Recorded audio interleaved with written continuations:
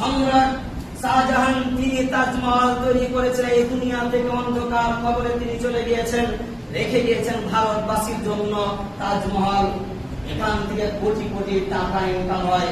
এই টাকা তার কাছে যায়, সরকারের কাছে যায়। সরকার কি রেখে যায়নি?